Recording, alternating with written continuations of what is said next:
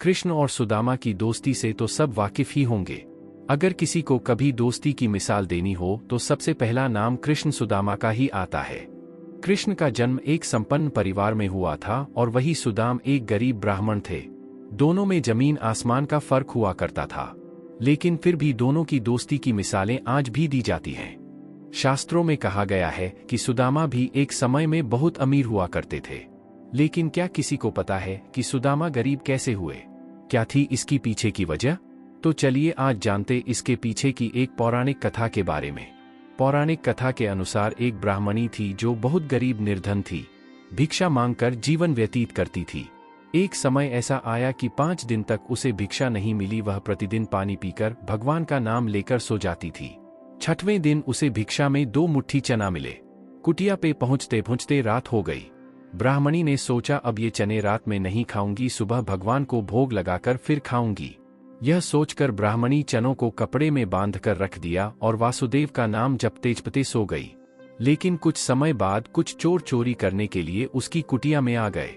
इधर उधर बहुत ढूंढा, चोरों को कुछ नहीं मिला, लेकिन वे चनों की बंधी पोटली चुरा कर ले गए, क्योंकि उनको उस पोटला में सोने के सिक्के लगे। इतने में ब्राह्मणी जाग गई और शोर मचाने लगी। गांव के सारे लोग चोरों को पकड़ने के लिए दौड़े।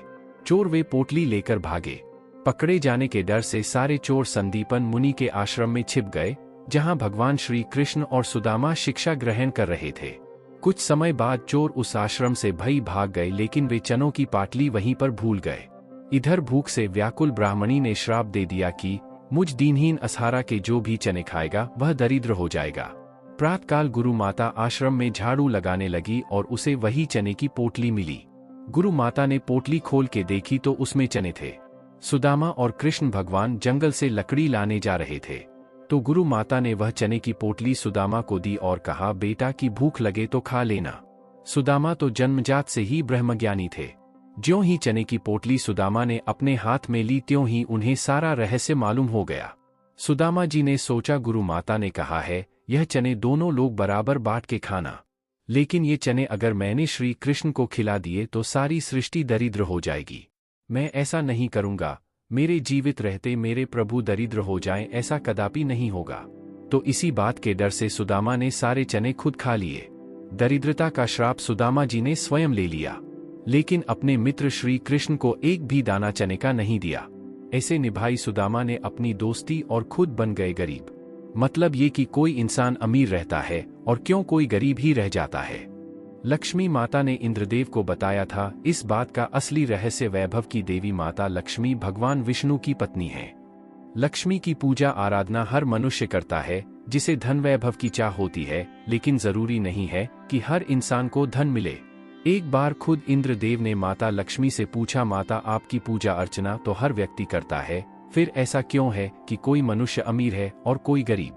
इसके जवाब में माता लक्ष्मी ने कहा कि हर व्यक्ति गरीब अमीर अपने कर्मों से बनता है, और उससे भी ज्यादा जरूरी है कि जो मेरी पूजा अर्चना करता है वो उसका मान सम्मान भी बनाए रखें। कहने का मतलब ये है कि अगर माता की आराधना पूरे श्रद्धा से नहीं करेंगे तो कोई लाभ नहीं मिलेगा। इसके अलावा माता लक्ष्मी ने एक बात और इंद्रदेव को बताई थी जो सबसे ज्यादा महत्वपूर्ण है। कहा था कि लक्ष्मी माता का वास उस घर में संभव नहीं है जहां दिन रात क्लेश का माहौल हो। लक्ष्मी माता ने स्वयं इंद्रदेव को बताया था कि कोई व्यक्ति चाहे कितनी ही मेरी पूजा अर्चना क्यों ना कर ले, लेकिन मैं उस घर में नहीं रह सकती जहां शांति ना हो, कलह अशांति। लक्ष्मी का वास वहीं होता है जहां सुख शांति हो और परिवार में लोग मिलजुल कर रहते हों। लक्ष्मी माता का वास वहां नहीं होता जिस घर में दिन रात क्लेश का माहौल हो और लोग लड़ाई झगड़े करते हैं। इसलिए अगर अमीर और धनवान बनना है तो अपने घर में शांति बनाए रखें और कभी भी किसी प्रकार का कोई क्लेश ना करें। कुछ घरों में महिलाओं का अपमान होता है। ऐसी जगह से लक्ष्मी माता रूठकर चली जाती है। जहां घर की महिलाओं का सम्मान नहीं होता है वहां भी लक्ष्मी नहीं ठहरती है। इसलिए घर मां हमेशा मां बहन पत्नी को इज्जत और उचित स्थान देना चाहिए। लक्ष्मी मां का एक रूप अन्न भी है। कुछ लोग क्रोध आने पर भोजन की थाली फेंक देते हैं। इस तरह की आदत धन, वैभव एवं पारिवारिक सुख के लिए नुकसानदायक होती है। जहां अन्न का किसी भी रूप में अपमान होता है वहां भी मां लक्ष्मी नहीं रहती। हमारा आज का वीडियो कैसा लगा? कमेंट करके जरूर बताएं। अगर हमारा वीडियो पसंद आए तो हमारे चैनल को लाइक शेयर सब्सक्राइब जरूर करें।